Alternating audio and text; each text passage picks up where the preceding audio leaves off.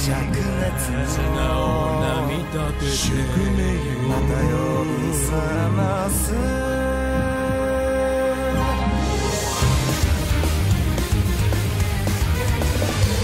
執着の血を焦がす寡黙な炎おびき寄せられた神々の化身恐れを知らぬ剣が貫く目指す場所とはまだ見ぬ定め近づいてくる決戦の時打つべきピリオドはストップ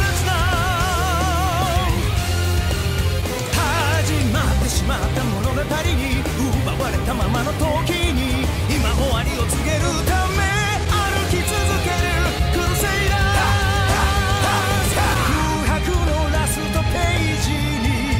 その拳を叩き込め End of the road その血の記憶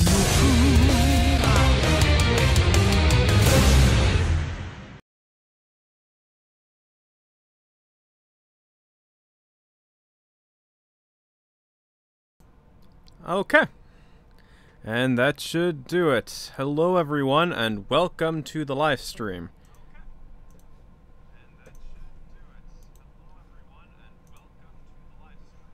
Also, I cannot hear my friend here, so either they're muted or something is acting up on their mics. Hey everyone, I'm here. Oh, there we go. Okay, perfect.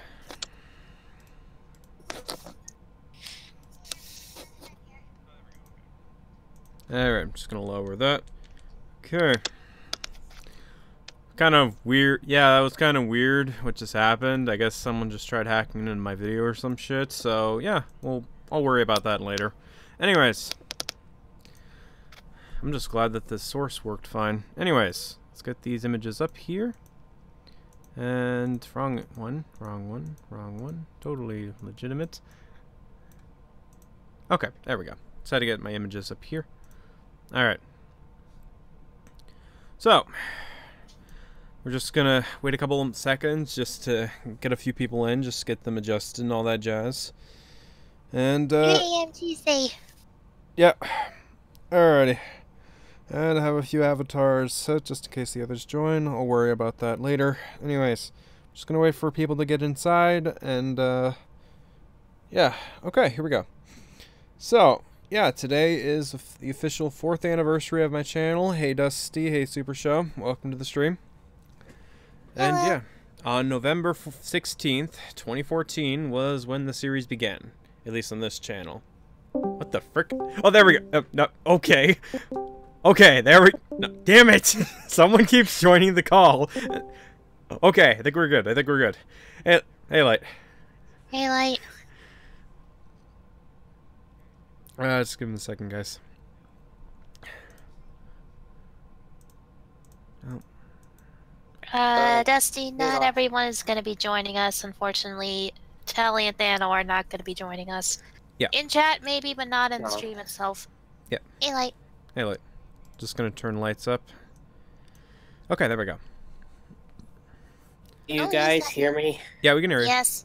I think I figured out what that problem was. I thought I turned my mouse off and I put it in my pocket to take upstairs, but apparently it didn't turn all the way off, so it was just the left button was clicking on and off and on and off. Oh, that explains it. Okay.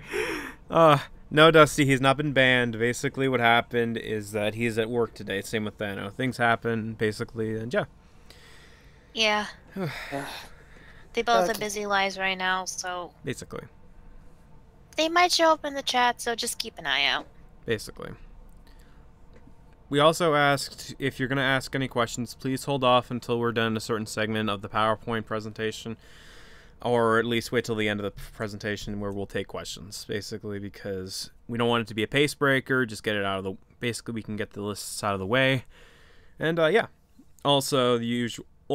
Oh, wait, no, this isn't like Susan's or other streams. If you want to be silly and ask those kind of questions, to me at least, you can, but I may mock you if they're really stupid questions, or take the piss for the sake of humor. Basically, just don't ask anything personal. And don't be stupid. Please. Otherwise, we'll have fun at your expense, and I don't think you'd want that, so... Anyways, before we begin, what's up or what's new with you, Light? Got Pokemon Let's Go Eevee Edition with the Pokeball Plus. Nice, how's that been? Oh yeah, people have been going on about the walkthroughs of that today. Yeah. I haven't opened it yet. It's still in the box. Oh, okay. I'm kind of busy. Okay. Yeah, that's understandable. Okay, just gonna pull that up. Okay. Just wanted to make sure that was running decently. Okay. So far so good. It only seems to act up when I'm playing videos, which that's fine, whatever. Okay. I don't know if Will's gonna be joining us. If he's not, And then yeah. And Telly and Thana, like I said, are not in the stream itself. Yeah. In the comments they may show up, but I can't guarantee they're gonna ask questions. Yeah, exactly. Well, answer questions, I mean. Yeah. It's like, again, things happen, and yeah, it's all good. So you got me, you got Wave, and you got Light to ask questions too. Yep. Until then, let's get started. Alright, so obviously, like the last few years, is going to be ranking the lists. Seems like my audio is going in okay. Okay, perfect. So, might as well do this for the final set of lists. So, let's begin. Yeah, we'll answer your question later, Dusty. Number 20. Hey, Thano. Gothitelle. Also, hey, Thano. Weird voice aside. I kinda saw this one coming, considering his placement. Yeah. Gothitelle was the one character I wanted to bring back because he seemed like... What's an apt comparison? I guess using reality show contestants, this was basically the equivalent of trying to bring Richard Hatch from the very first season of Survivor into a modern Survivor. It's not gonna end well, basically. Because, well... I mean, you could take a look at the Jervis Peterson, for example. He came in from Survivor Borneo in the first season, made all the way to the finals of season 27. Oh yeah, that's true, but it's like... As an Apostle from season 18 and 20. That's true, yeah. So it is possible. I mean, I think if you're trying to look for a better example, I would say Jeff Varner. Oh, yes. He screwed himself hard in his last season he played. I think that'd be the better comparison to make in this scenario. That's fair. Basically, the point of this was to establish that, yeah, Gothitelle's gameplay would not work in this season, especially in comparison to the other characters. So it's no surprise that Roserade basically played him like a damn fool. She took advantage of his kindness, and yeah, he didn't stand a chance, which is why his placement was really, really low this time. Like, yeah, we can see that from the... Yeah. So original placement is where he plays before in the original season, in other seasons. His very first time competing on the show. Okay. That being said, I still enjoyed writing his character to an extent, especially considering that, well, on the bright side, he wasn't as much of a downgrade as his daughter was in comparison. Then again, oh, I just realized that too. Hey, Tree. Hi, Tree. I realized this in hindsight. Hey, Ditto. Hey, Thano. Hey, Ditto. It's just kind of funny now that I think about it, because his daughter was the first out in her third season, and in the fifth season, he's the first out. Come on, a very interesting series of coincidences. What an unbelievable coincidence! I liked the season, but I had two disdain for it. One was all the resort players made merge. The other was the two players that made the final three before made it there again.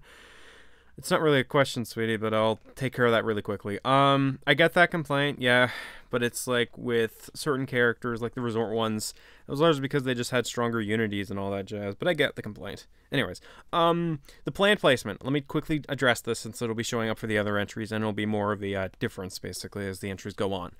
The plant placement was the original plans in my notebook. I wrote down the original elimination order and all that jazz, and originally Gothitelle was going to be the first out.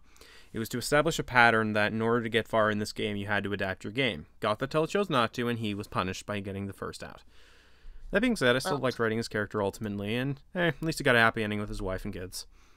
Yeah. Although, the argument for that, he didn't choose to alternate his gameplay and didn't adapt. Well, he was the first one out, so there really wasn't a chance to adapt to begin with. So I think the argument is kind of faulty in that sense. Right, but an argument could be made that in the 2 decades since he competed, he would have known, oh, okay, maybe I shouldn't be too trusting in comparison to my old game. Maybe I should try and change it up a bit. Because I think that depends on who he was talking to at the time. That's true, yeah. Okay. Because there are trusting people in a game like this. I can name many different examples in Survivor, but... Mm-hmm. That's true. Many... Yeah. Number 19, Meowstick. This one... Okay, another... This one's also slightly predictable considering his placement, so... This one just bugs me largely because I really wanted to use the Take-Two contestants because I had more fun writing them. But no, I had to use the original ones. And it's especially going to kick my ass later when we get to the Serena entry, which I guess is kind of funny in hindsight because my Discord avatar is the Serena from the anime. Anyways. But yeah, here we have the original Meowstick, and yeah, I tried to do something with this guy. That's why I wanted to bring him back, but then I realized, no, I really couldn't. I had to get rid of him. So, screw it. Suffer a similar fate that Gothitelle did, and basically just have Meowstick be like, no, wording aside. Basically, I was like, no, I'm not going to do this. I'm just going to give him what happened in between and then just kick him the fuck out because there's nothing I can do for this guy. Like, I thought I could come up with something, but no. And you guys could probably notice with the original elimination order that, yeah, I wasn't a fan of most of my Galaxy Games contestants except for a couple of them. And even the second one didn't rank too high on this list, which you'll see shortly. But, I mean, you made an entirely separate second take on your DeviantArt. Exactly. And the funny thing about that is, for those who don't know, the Deoxys that killed Susan and all that jazz, that's from Take-Two. Yeah. Incorporating all the versions. But, yeah. Like, again, I really wanted to use the Take-Two one because that one, he had a whole arc to grow and all that jazz. But I couldn't, so... Yeah, he was going to get the second boot either way in the planned version, as you can see here. And like a few other contestants, yeah, he got a big downgrade. The only thing that was good about Take-Two's Meowstick was the underwater kiss he shared with Empoleon. I mean, he did get Final 2, ultimately, so... He was just that's in Take-Two, and not everyone's seen Take-Two. Yeah. Highly recommend you see Take-Two. It's on his DeviantArt. It's better than the Galaxy Games original. But yeah, that's all I gotta say. Sorry. I don't think it really matters. As long as you enjoy what you enjoy, but if you felt like you could have made improvements on Meowstick, you could have used the Take 1 as a chance to improve on what he had. That's true, yeah. But you can't just let your bias towards Take 2 completely overshadow what you could have done for the Take 1 version. I got that, yeah. I just felt like when it came time to writing this character for Season 5, there was really nothing I could come up with. Probably because a few months prior I had finished up Galaxy Games Take 2, and a lot of the development went to him in that, and I ran out of ideas. But you do make a good point, yeah. But again, that's personal bias, and that's always going to come up in TPIs. It's not like on a reality show where it's... But again, that's... Who's that going into the whim of the players individually. To a total Pokemon, it's completely up to the will of the creator to who advances and who goes. So there are going to be a lot of personal biases anyway. Yeah, that's true. Okay, next up, number 18, Dragonite. Dragonite is really low on this list, largely because of the fact that I'm sorry, but compared to the other music contestants, she had the least development in terms of her gameplay. Like, yeah, she had her moments with her son and Vesequin and Gallade, but ultimately, there was nothing I could think of with her character, especially after the whole incident with Luxray, or the whole Luxray incident. And, yeah.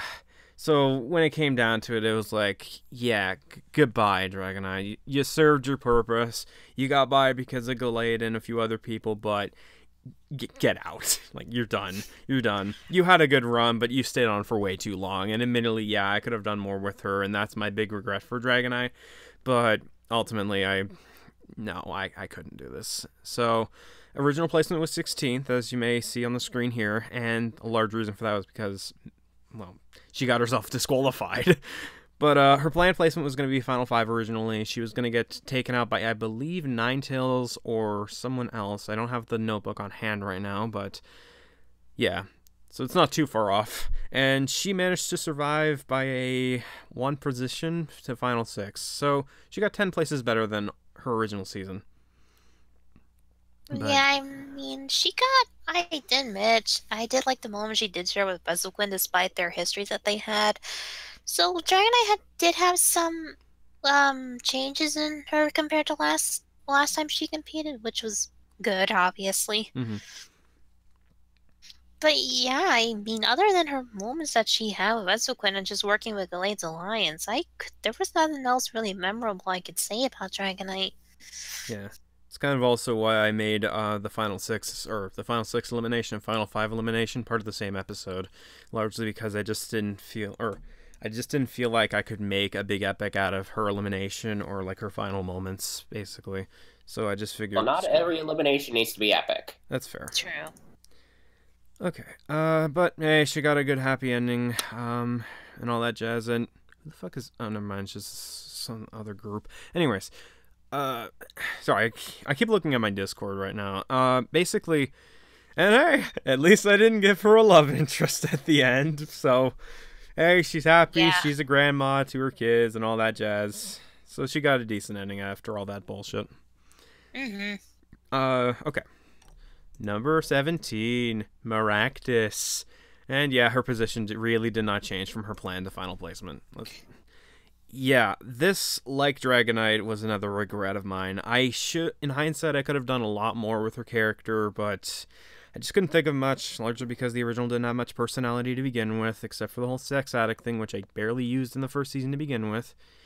Which, well, I mean, I think I said this during the very first live stream, but basically, yeah, a lot of the first season contestants weren't all that developed in comparison to the season 2 onward contestants. Largely because it was a parody season, admittedly, but still. Ultimately, Maractus did somewhat better in comparison to her character or actions, but her placement, absolutely not. Yeah.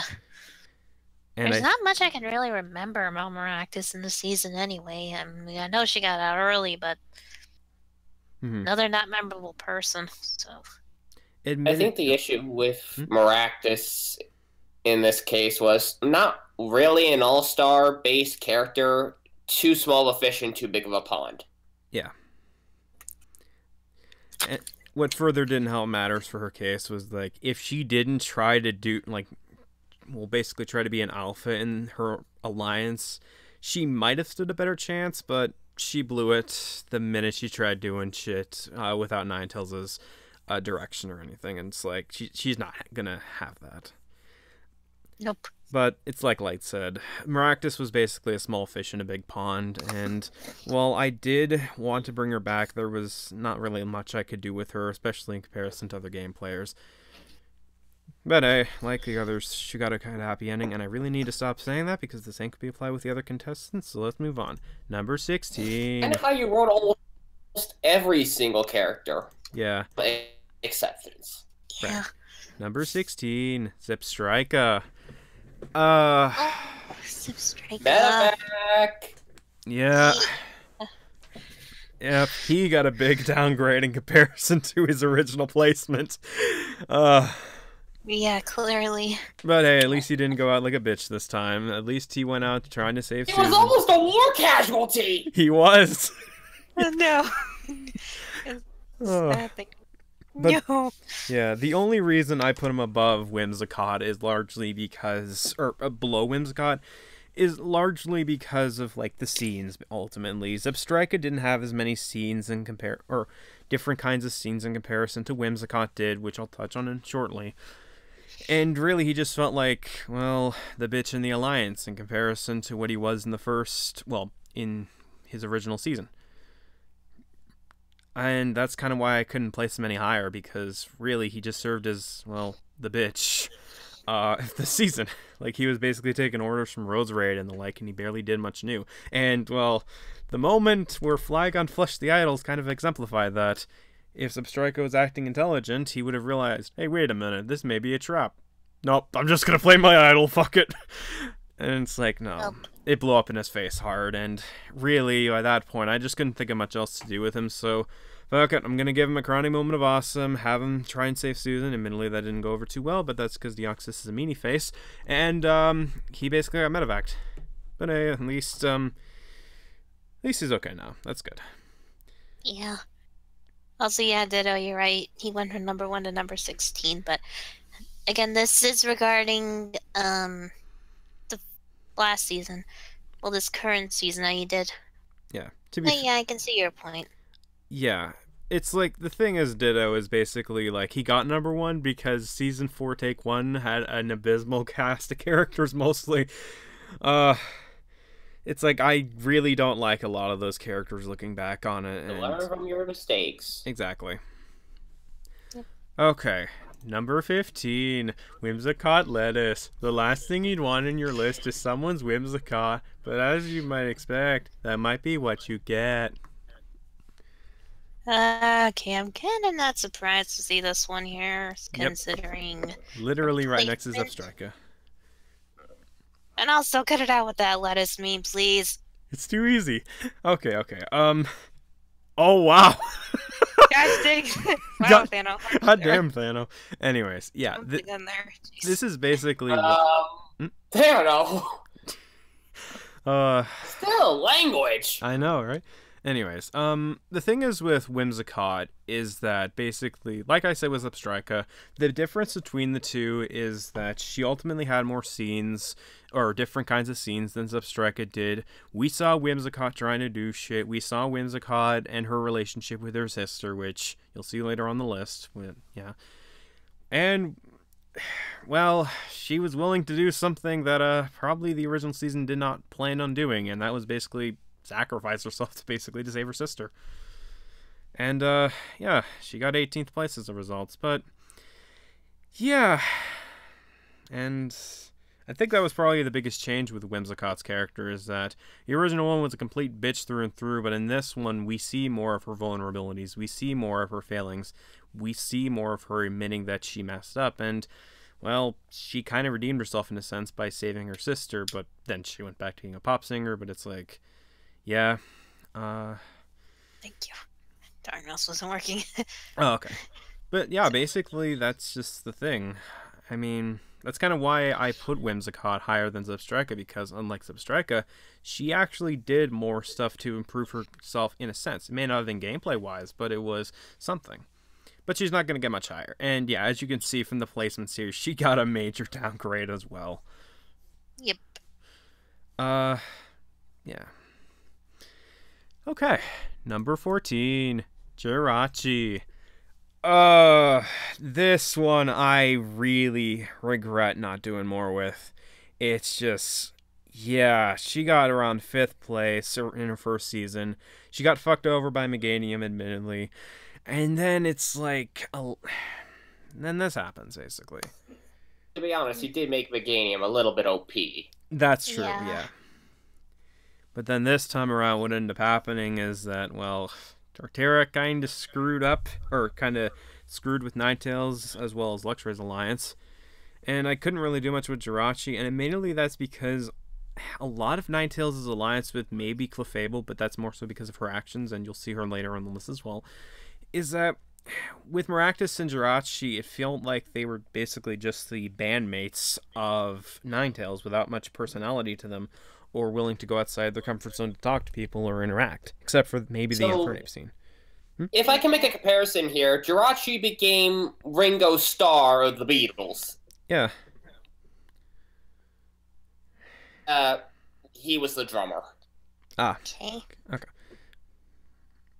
But, yeah, ultimately I wish I could have done more with her, but then again, I think she even said it herself, she's not a leader, she's basically, well, just someone meant to get morales up, but in the same sense, it's not really a good game. You don't need to be a leader in order to win the game. Yeah, but it's like at the same time, when facing against people like, or who are heavy in their games, like Ninetales, Torterra, Luxray, and the like, it's not exactly going to pull over well when they're going on the attack, and you basically... have you forgotten about Sandra Diaz Twine? I have not forgotten, but Sandra also did more in comparison to, say, Jirachi.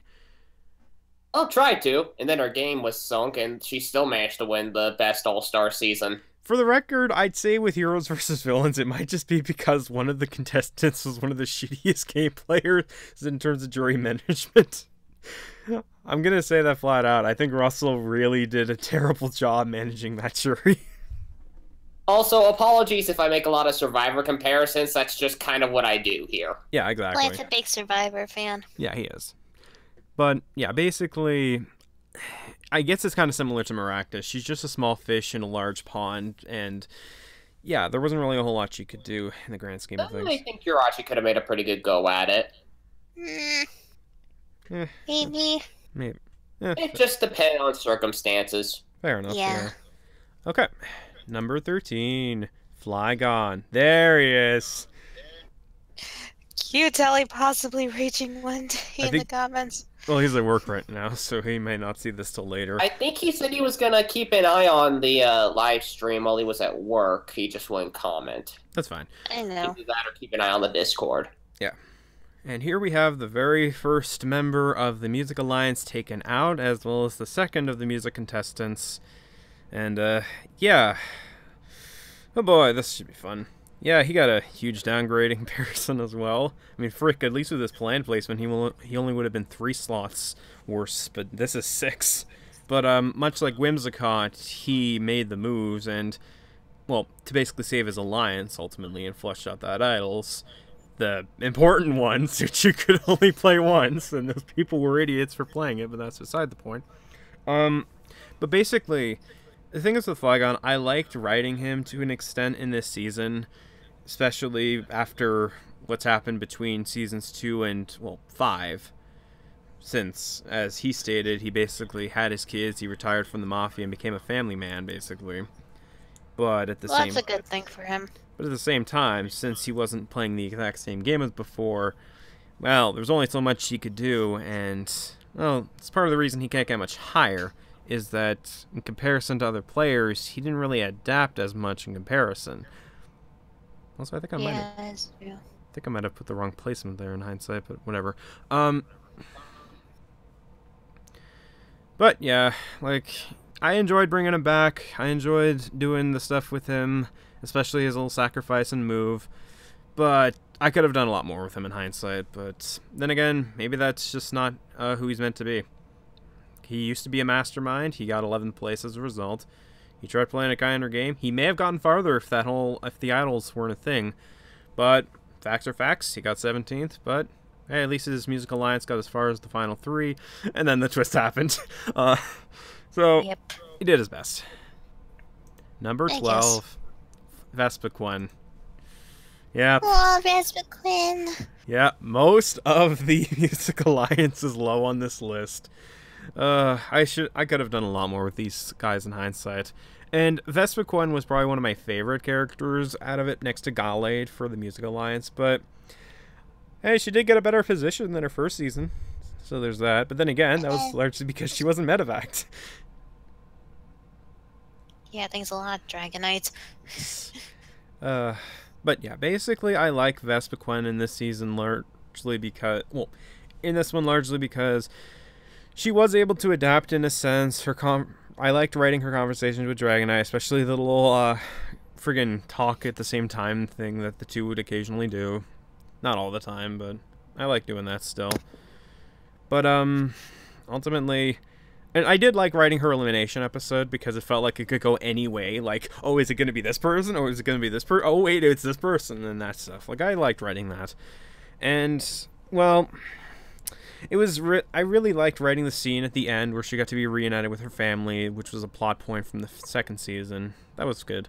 But ultimately, I think Gallade just made better moves ultimately. He didn't develop as much, but yeah, I just think he was the best out of the music characters this season. Okay, number 11. Luxray. Yeah, here we go. Ooh, Luxray. Yep, another winner contestant. Yeah. Yeah. What do you guys say about Luxray? Luxray, my problem with him is that I feel like more could, or he kind of got done dirty in this, I'm going to be honest. But then again, I didn't think he'd get much farther, frankly, because he did win the first season. He tried, but it's like, in the end, the other players were just better at it than him, and he got screwed over. Like, he had some good scenes, especially with Lucario and helping him train and all that jazz, and well, maybe if he played the game a little bit smarter, he might have been able to keep his alliance. But then again, he did make a pretty terrible move siding with threats like Infernape and Torterra, who would split from the alliance ultimately.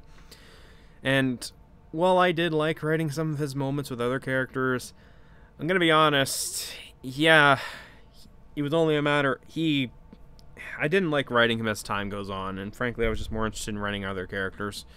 And you can see that from the planned placement. Originally, he was going to be in the top 3 with 2 other characters, and yeah, he would have gotten 2nd place. But no, he got 9th instead. Yeah, I mean, I think that's an okay place because, like you said before, he was a winner last season. So, getting around 2nd place, it would just look predictable. Yeah, at least he didn't pull it. Like, at least it wasn't like Tina from All Stars, where he got first out. I guess on the same time, it's not like Tina from the last season she competed in, which she got 4th place, so there's that. Oh, what is it? I utterly despise All-Stars. Yeah, I understand that. Seriously, Survivor did it so wrong! I know. yeah, Luxray did have some great moments with Lucario that I liked. Especially when Lucario hugged him. That was cute. Yeah, we'll see how he ranks later. Anyways, next up, number 10, Infernape. Yeah, we're finally hitting the freaking retro contestants. Ooh, Infernape, okay. Yeah, aka one of the original contestants. As you can see here, he originally got 2nd place in his very first season, way back in the Movie Maker days. Oh god. Anyways, I liked writing Infernape specifically as this old guy who went through a lot of shit since his final appearance in Humanized. Like, we thought he found happiness with Perugly, but that revealed to be bullshit. He found love in the weirdest way. You're using the first season placement, even though he's been in multiple. Yeah. Shouldn't we go with more of his Humanized placement? No, because the point of the original placement is to see how they ranked in their very first appearance. His very first appearance was Island, which would be 2nd place. Okay. But yeah, I get what you're saying though. So he found love immediately in a weird way because Multiflosion was kind of crazy in her early appearances, but then she kind of mellowed out as time went on. Hey, Stocking Fan. But then she ended up dying, and then it's revealed Infernape got cancer. He's been trying to fight that for a long time. And then we know the results of that, but hey, there was a silver lining to it, so there's that. I just liked writing him as basically the guy who's constantly fighting and basically just trying to keep that flame alive as long as he can after all the bullshit he's gone through. He's not like his other contestants or the veterans who have long life ahead of them or is young or from another universe or basically got revived like Roserade was. He lived his life like this. He's naturally this old, and he's still competing. He was still fighting. I liked writing that. In his final fight with Sceptile, where he got the chance to go all out one final time, even if he lost. And basically the whole thing, like, yeah, okay, I think, yeah, the next generation has a chance to do good. I liked writing that. His gameplay sucks, Yeah. though. Yeah, Infernape did really good in this season. And yes, Nano, rest in peace to him. Yeah. But his gameplay was trash. I'm going to say that flat out. Nope. You got anything light, or should I just move on? What do I really need to even say about Infernape? That's fair. Okay. Alright. Number 9. Torterra. Oh, the acute Telly raging in the comments if he sees this. To quote Ed... Let's be honest, he's above the latter half. To quote Ed from Ed and Eddie, what again? Anyways, yeah, I liked writing Torterra, and that's kind of funny. Original and planned are basically the same position. Anyways, I liked writing Torterra, his moments and all that jazz, but frankly, that was about it. I liked the moment where he got screwed over by Ninetales because his wording was really poor, and at least he didn't go out like a bitch. He was outsmarted immediately, and well, I liked writing his moments with Infernape and the like. The moments with Luxray's Alliance were okay, admitted, but yeah, I don't know. Like, I think I just put him up here because his gameplay was slightly better. That's about it. And yes, yeah, Dusty, he likes Torterra. Yeah, Tally was a big fan of Torterra. Yeah, but in the end, he got screwed over by Ninetales, and at least he made Jury. Yeah. Jirachi never got the chance for, but I digress. Number 8, Roserade. And she got a much better track record than in her very first appearance in Island, which was 10th place. Oh, Roserade.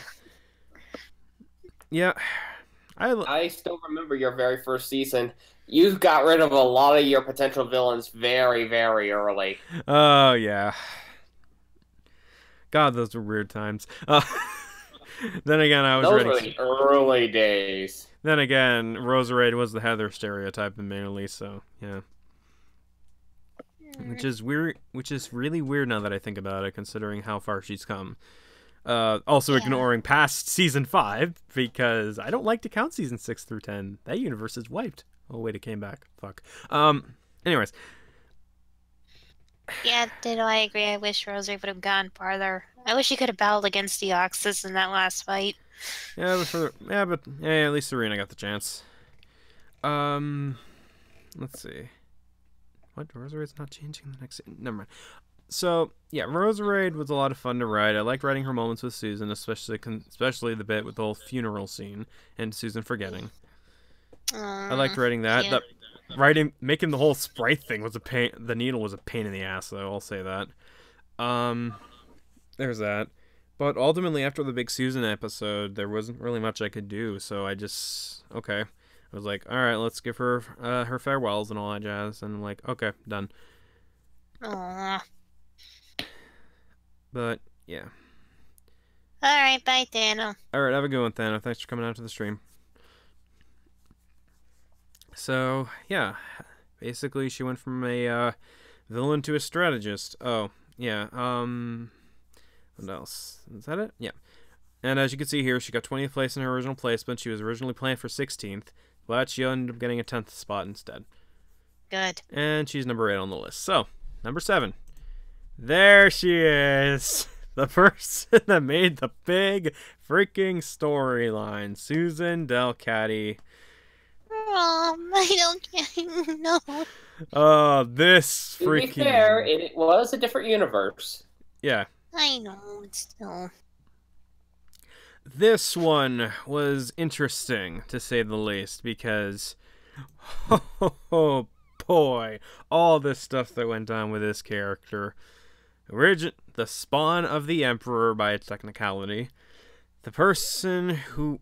I liked writing her backstory, I liked writing her moments, I liked writing the big final fight with her and Deoxys, even if she lost.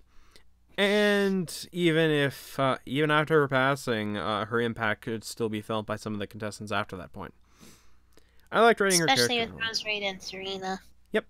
Even in the final fight, she was remembered in that. And, hey, at least technically she's back now in the other continuity, but it doesn't negate the fact that she still passed away and sacrificed herself.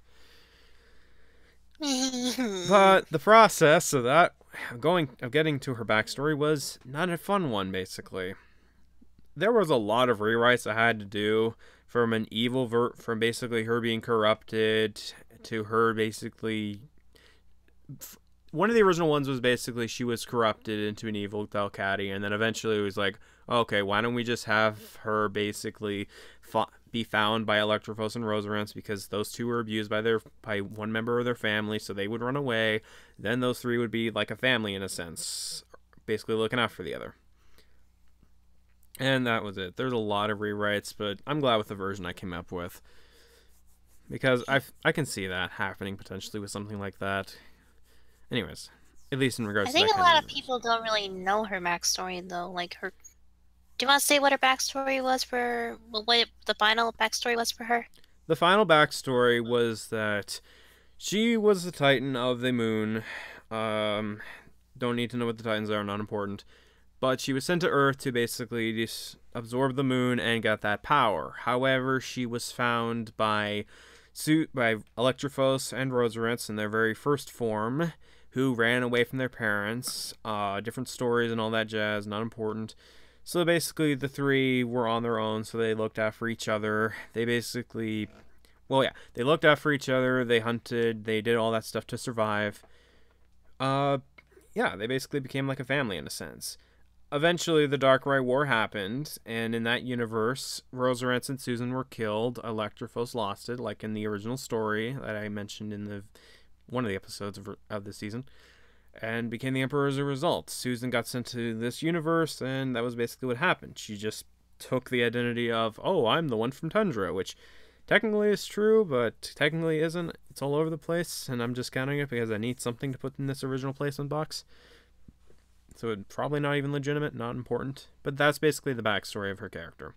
Either way, I liked writing it, and yeah, I think it's safe to say, as of this point, I'm still the only one who's killed a contestant.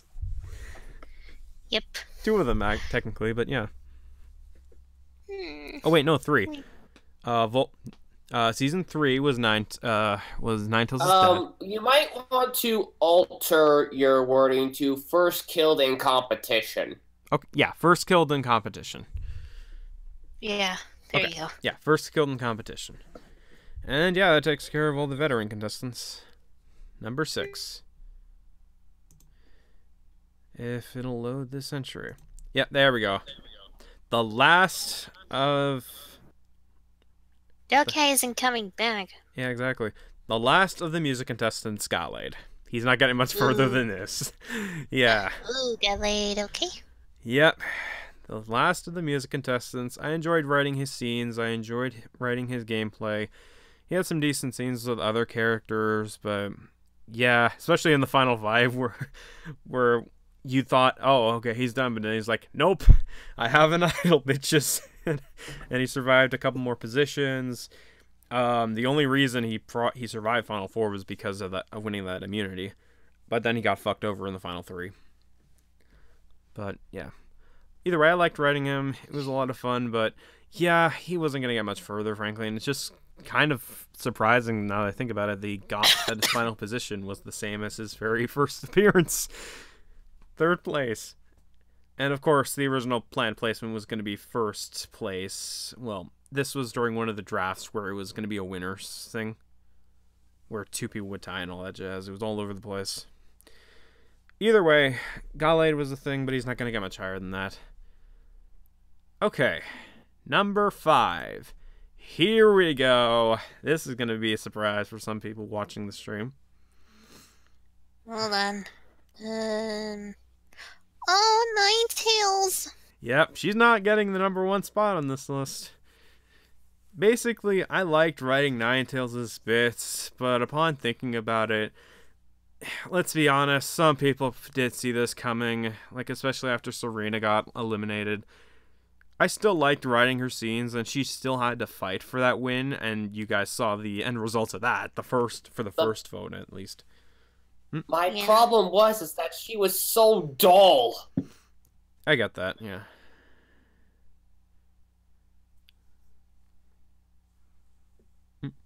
Okay. Basically, yeah, what ended up happening was that, well, the whole false allegations thing that happened before the season, then she came back. Obviously, she was a lot different in comparison to her 3rd season, but that's because it had been a couple of years. She kind of mellowed out in a sense. Basically, I liked writing her scenes with her alliance mates and all that jazz. I liked writing her final tribal scene, especially her stuff in the final challenge. She had a couple of good, decent gameplay moves in my eyes, which you may see later in the lists. But ultimately, the reason she's not getting much higher is because I feel like the other characters had either more development or were more fun to write. Admittedly, the original plan was for her, Gallade, and Zalta to be tied for the winners, but as I stated in the live chat for the final episode, I had a feeling people would hate that ending, so I changed it. And I ultimately decided, which one would it go logically? And I'm like, okay, I think it would be Ninetales who'd win this, between Zalta and her. And I'm like, okay, we'll go with Ninetales. So, yeah, she got a better spot than her original placement, but yeah, she's not getting much higher on this list. Number 4. So why you back the yellow wooden bulb? Because I gotta place the box. Hmm. Oh, there she is. It's the Deadpool herself, Clefable. And she got a much worse placement this time. Clearly. Oh, Clefable. Well, you can only do so much. Yeah. Yeah, you can. Fable. It's possible she might have gotten further if Ninetales chose her in the tiebreaker situation, but I still liked writing her character. I liked writing her serious moments.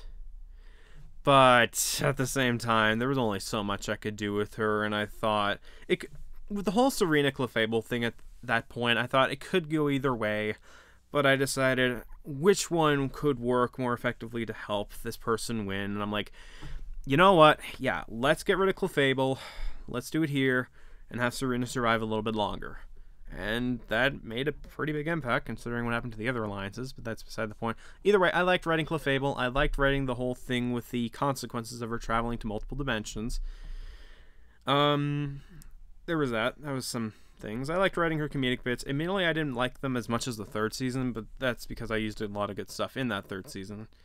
Either way, I still liked that she had a good chemistry, I think, with Ninetales and Serena to an extent, as well as other people. Especially Zalta. I really liked writing that scene.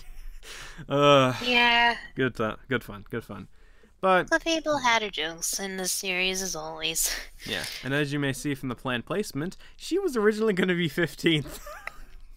She was not going to last long, because the original plan was for Lucario to basically be like, you know what, no, I can't. I gotta man up in this case, and I gotta go for my friends. I gotta take out my friend here, and because that was basically the reason why one of his alliance mates went in the original draft. But until he manned up and he was like, "No, I'm not doing this. I'm sorry." And then he was ultimately the vote that took Fable out. I changed that ultimately because I thought, I don't like this, so I changed it when I was outlining the episode. And, Besides, a lot of people probably would have rated a Clefable cut out early. Yeah. But either way, it was fun, and I frankly enjoyed writing her more than friggin' season 4. Clearly. But, yeah, which I would have preferred for that planned placement. Fair, but I still kind of like her 7th place position either way. Number 3, Zelta. Oh, Zelta. Yeah, which is yeah. That's an interesting predicament. Because, well, you already know the final 2 on this list. You just don't know which placements, which I'll talk about after this. I liked writing Zalta. Admittedly, I could have done more with him. I really just, I friggin' loved writing his scenes with Porygon Z, aka Omega. That was good fun. Quick question. Yep. How many this show? Sorry, what was that? How many rewrites did you have of this show? About 3. I'm just wondering because you had 3 contestants that both ended up winning in your planned placement. Yeah. Yeah, I had a few rewrites to this, basically. So, yeah. I basically liked writing Zalta to an extent, but admittedly, I could have done a lot more with him in hindsight. He could have made more moves, frankly. I mean, I kind of pointed that out during some of the speeches.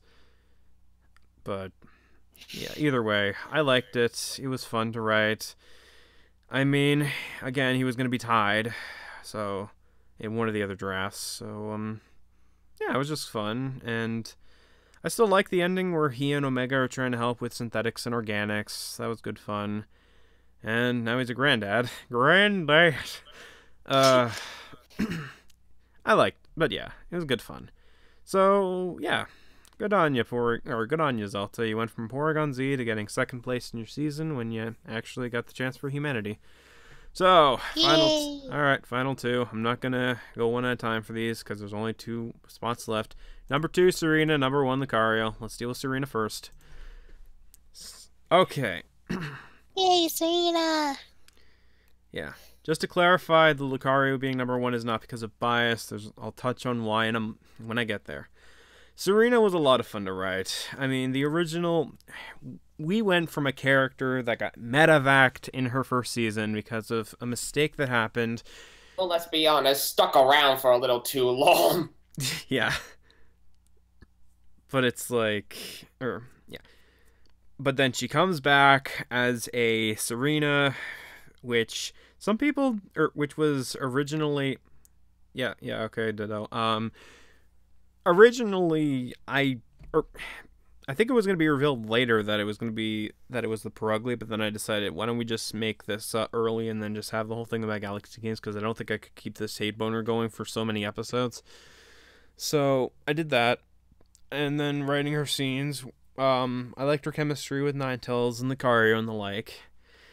However, let me address the biggest elephant in the room, and I've been holding this in for almost an entire year. The scene in the beginning of the fucking episode of the series, the very first episode, the whole betrayal thing. Let me address this, because, as you may have seen from the finale, Serena did like him, so I might as well get this off my chest right now. When I was outlining the very first episode of Retro vs. Modern, I forgot her backstory when writing Perugly. I forgot she was in the Titans Attack by extension, that she was born around that time, and I did not know of that when writing the first episode. However, that was changed, and some elements of that were kind of kept, but as you can see with later episodes, I didn't really go much further with that and chose to remain them as friends, and frankly, in hindsight, that was for the best. But that was one of my biggest regrets, that I should have looked into that first before writing the character, because it's kind of awkward now watching the first episode considering all that jazz, and, well, I didn't know what happened during that point. It's not like I was going to write anything to change that, but basically what would have happened was that it would just be kind of awkward admittedly, and I'm glad that I ultimately changed that to basically just be, okay, Lucario views her as a friend, she has to view her as a friend ultimately, or him, but she does like him to an extent, and she knows that it can't happen. It's that awkward bit, but she got over it eventually, as we saw with the epilogue. But either way, I liked writing her scenes. She could have done a lot more, frankly, but either way, it was fun while it lasted, and yeah, I guess in hindsight, The reason it was awkward is because Serena and Lucario are different ages. Yeah. There's a big age gap between the two. That's why it would be awkward. Yeah. At first, And I'll admit also, I also like that Serena was around when my Delcatty was dying, and of course she was at being the center of attention at the funeral, by that big tree. Yeah. Was she, giving a sermon or something? Or I think it was a sermon, yeah, something like that. pretty sure she was giving a talk. At first, let's see, Ditto's comment. As for Serena, at first I thought she was delusional because of her temper at times. Okay. I kind of see that, but it's like, yeah. I guess in hindsight, I probably should have just thought of the Take-Two version of Perugly. Maybe that's what I was thinking at the time, because I spent a long time writing Take-Two that I've just thought of that. But, yeah, still no excuse, and I apologize for that. So, yeah, there's Serena for you at number 2, and actually, now I think about it, she would have gotten a much worse position if her planned placement was planned. But, Yeah. instead, she got 4th place, so, yeah. She did good. Yep. And finally, let's talk about Lucario. Okay. Like I said earlier, Lucario! this was not chosen because of bias. The reason I chose Lucario for number 1 was because I genuinely liked writing his character. To me, it felt like I had the most fun writing him, especially with his scenes. And I think I kind of showed that with the final 6 episode, but I'll get to that shortly. But let's be fair, he was the most developed. Yes. Indeed. He had the most development, but that's also because he kind of had to in order to survive up to that point.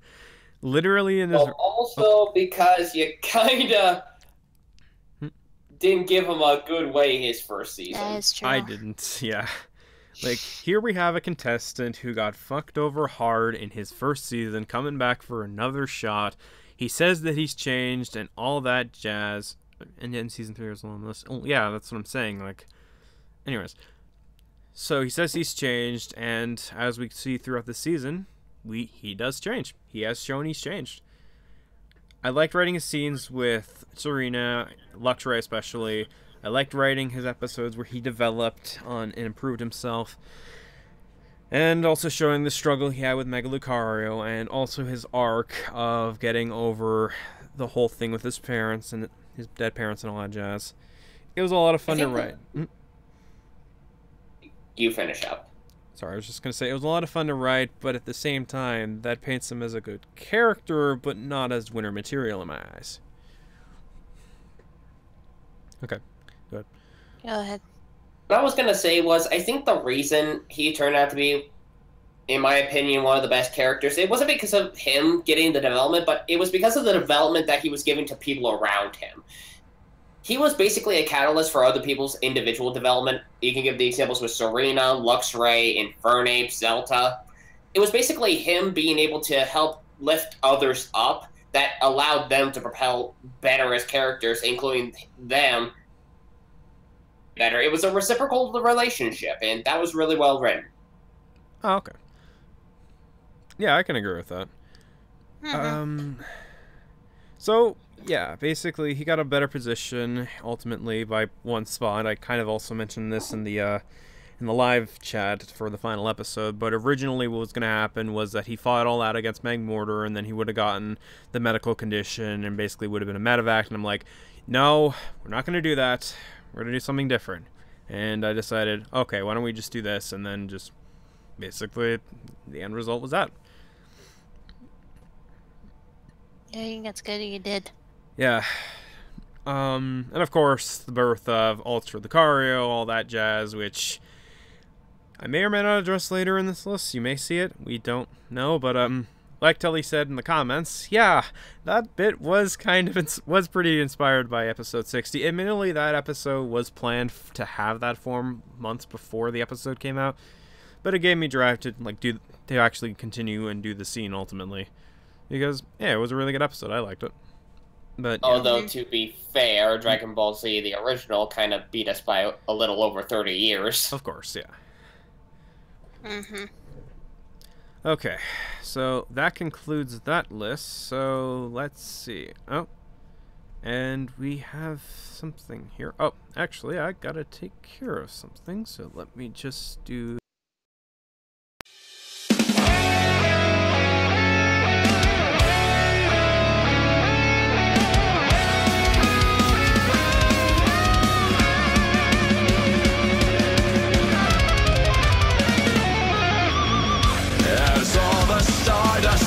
Together, it has been summoned from 100 years of slumbering. These men are bravely facing onward, spirits against the sands of time along their journey. Entangled like a chain, their bind karma has become intertwined, destined, living in a plan.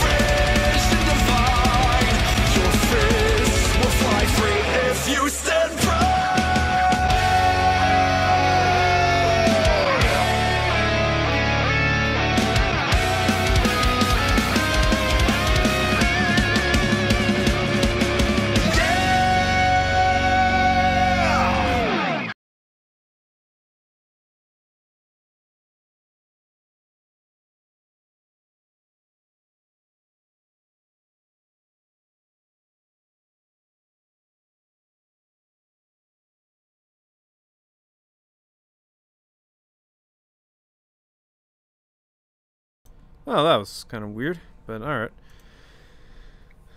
Okay, there we go, there we go. Skype's just, or Discord's just being kind of stupid again. Anyways. So, I guess now if you guys have any questions, feel free to ask us questions. Yeah. Meantime, I'm just gonna load up the next list here. Which is the top 5 strategic moves. But I'm gonna wait a bit before that happens, so Oh, wow, I just realized we're an hour into this. Jeez. Uh, Alright. Yeah, I think Light had to go take care of something, it looks like, so... Alright. That's what he told me. Oh, okay. Yeah, Discord was just kind of weird. I'm back. Welcome back. Yeah, that's kind of weird. My OBS was playing something. I don't get it. And now we're at the top 5 strategic moves. Yeah. So, At first, we're taking some questions. yeah, we only got one right now, which is, have you watched Miraculous Ladybug? No. What? No. Apparently it's a series. Yeah, it's a series. Yep.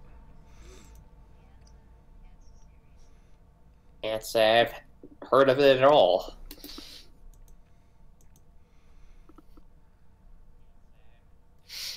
What are you going to do now from Super Show? Well, we're gonna do show the video. So, or not show the video, sorry, show the next list basically.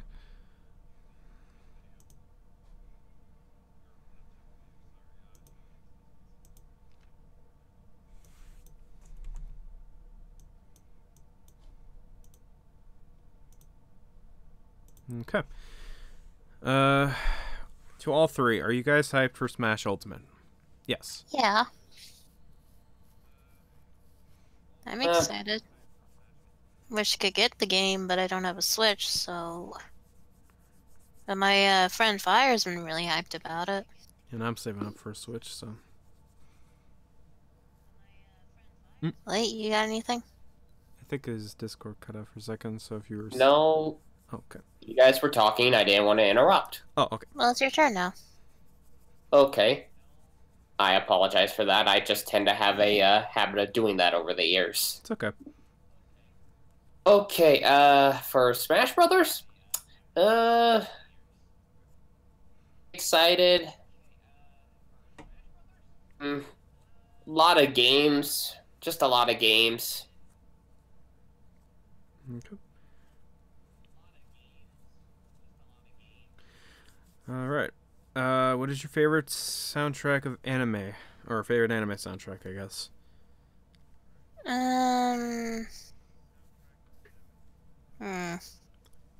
Clown for me. I don't really have any. Okay. Like, Okay.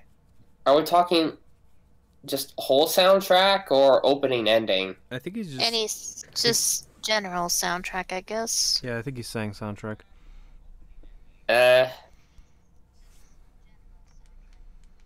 Mostly that's just opening endings for me. Okay. I just haven't watched a series in a while. Yeah, that's understandable.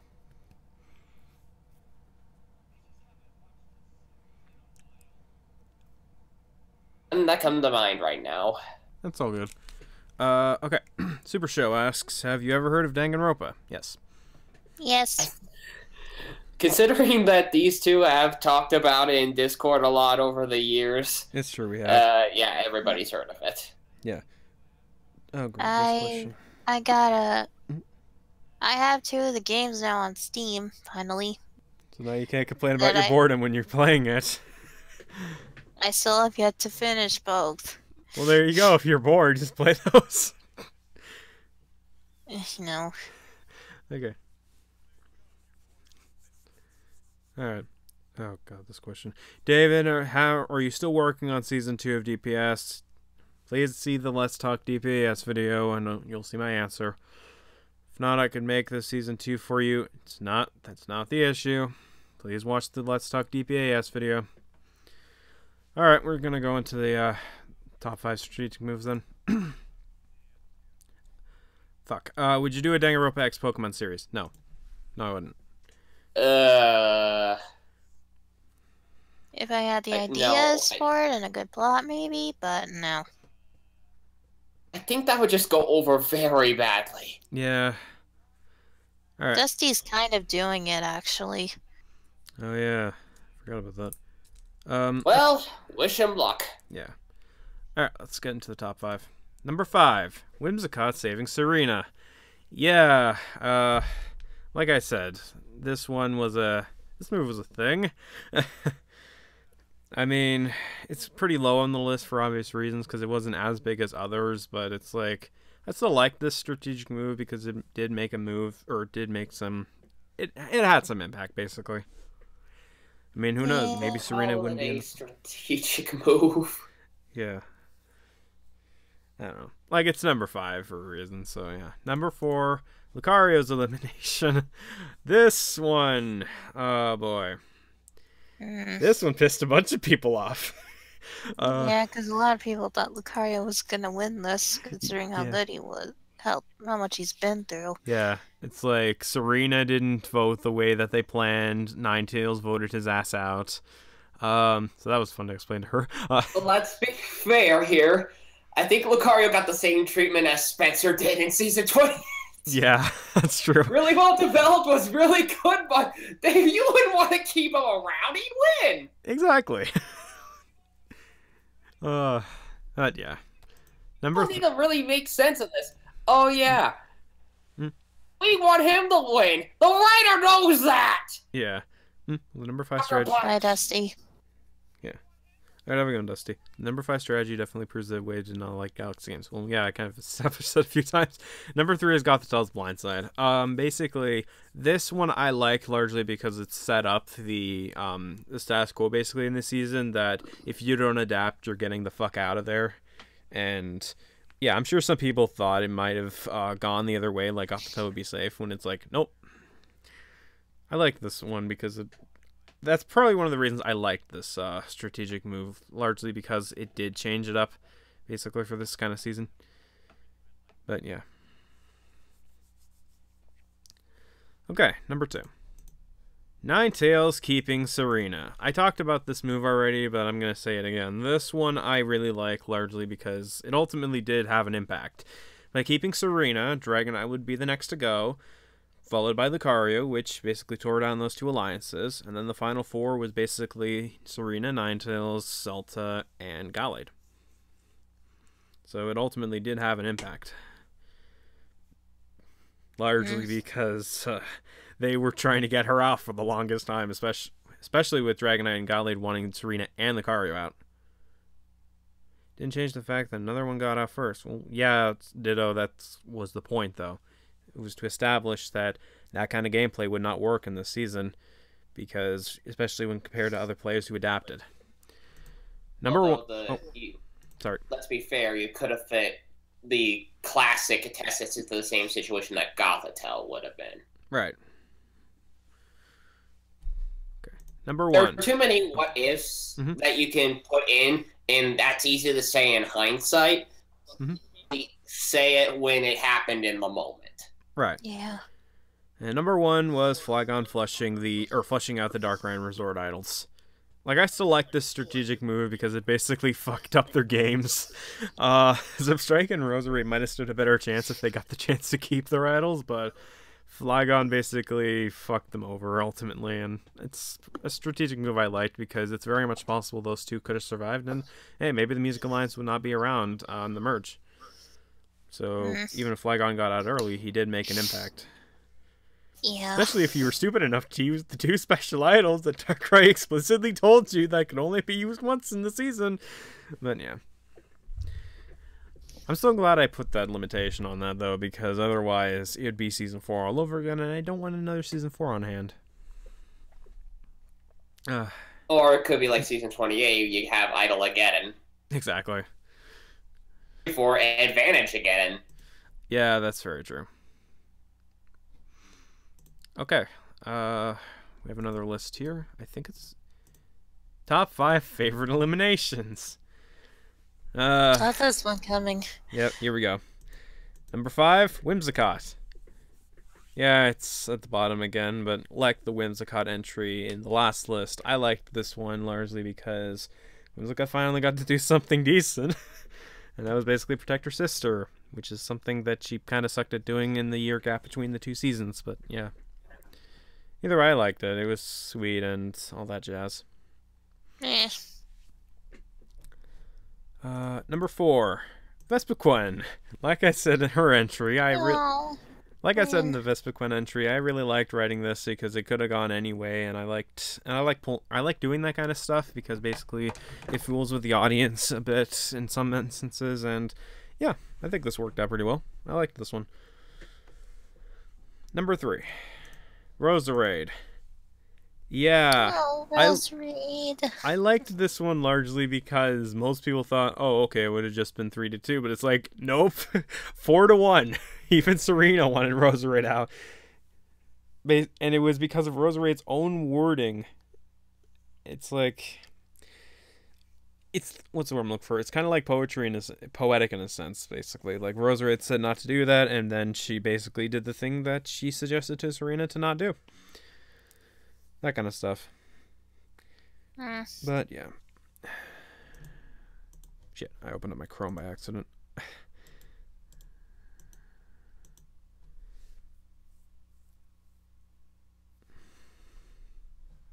Okay, I think we're good. Number 2 is Clefable's elimination. I kind of talked about this earlier, but yeah. Oh, there we go. Okay. But yeah, I liked writing Clefable's elimination. I kind of went over that earlier, but yeah, I had some good fun writing this, and it ultimately did leave an impact. So yeah. Just gonna close my library here. Okay, stream seems to be coming in decently, so I just wanted to make sure that was okay. Okay. And number 1. Cool. Oh, sorry. Seems to be glitching a little on my end. Yeah, it is glitching a bit. Okay.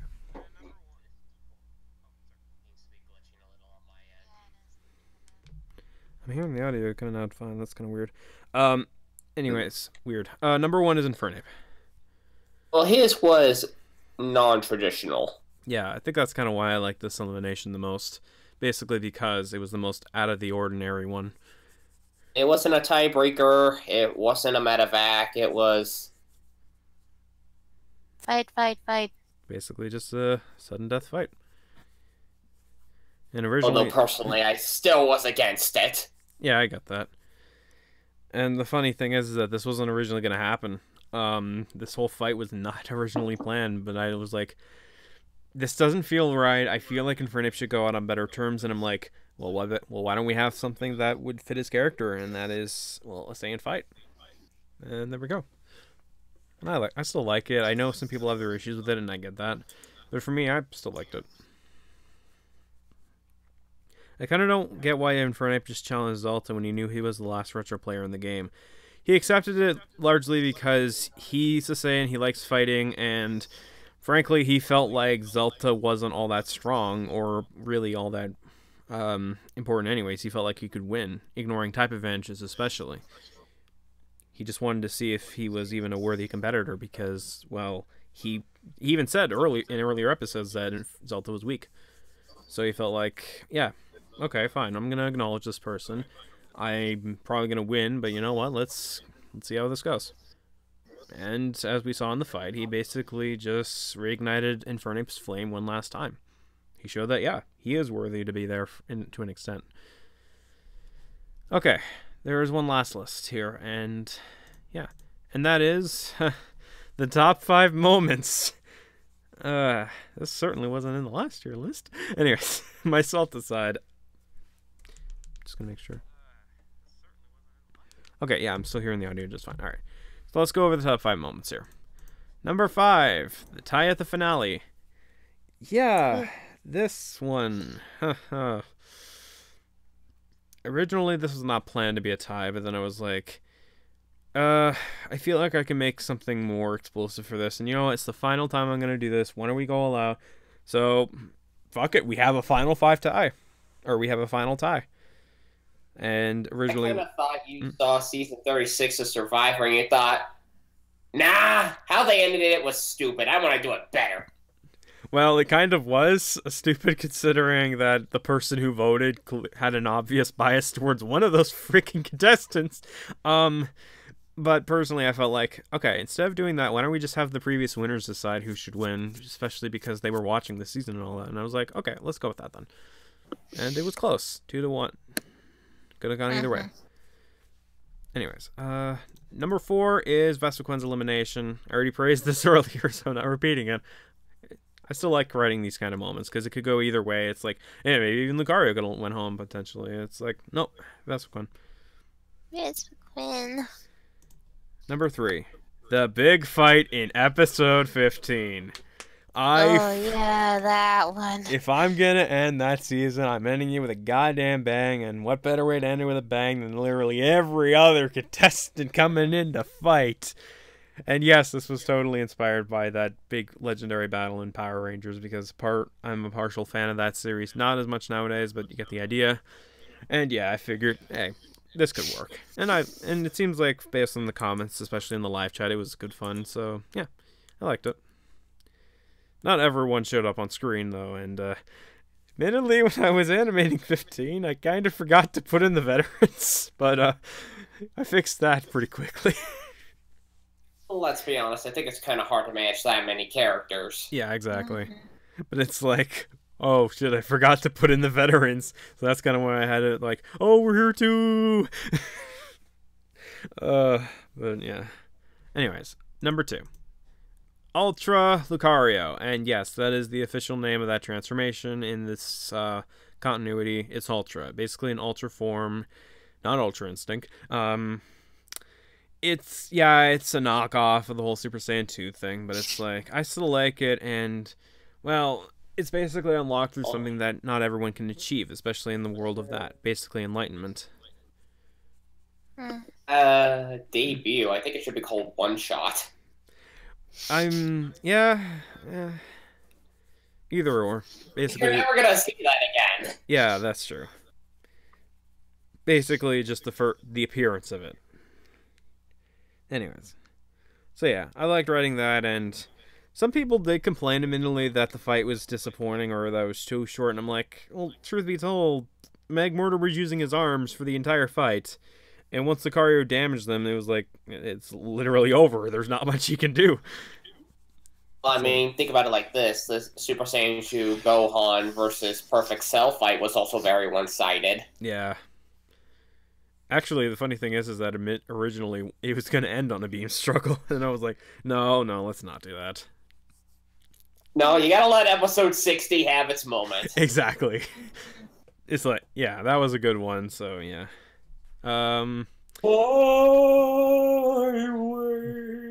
Yeah, exactly. I'm not topping that shit. Number 1, I think you guys can see it coming. Yeah, the death of Susan.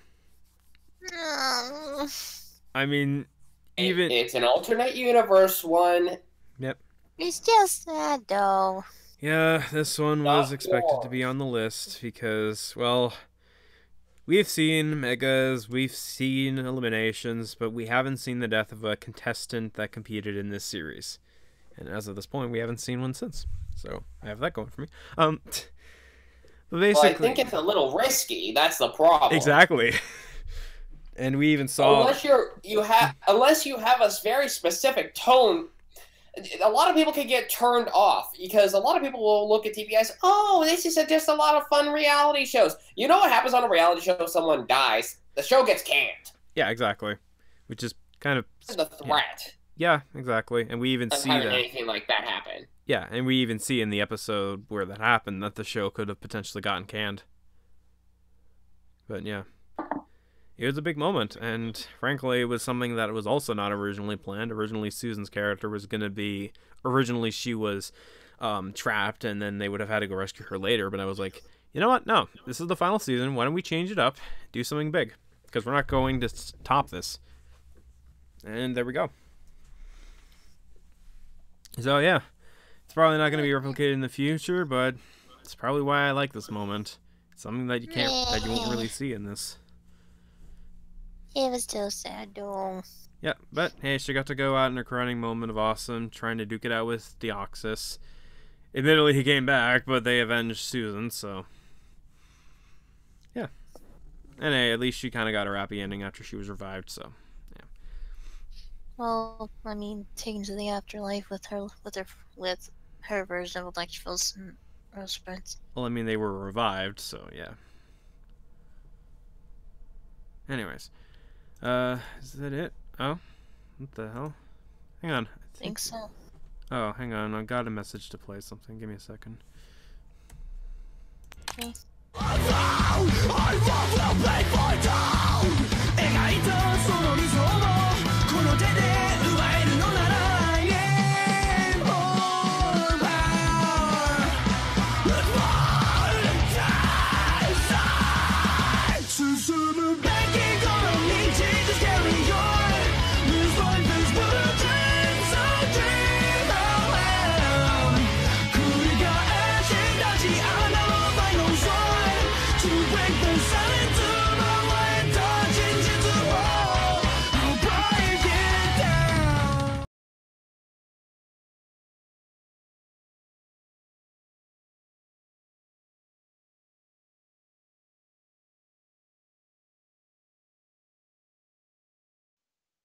Any reason? Yeah. Show that? I don't know. Like, for some reason, someone asked me to open this. It was weird.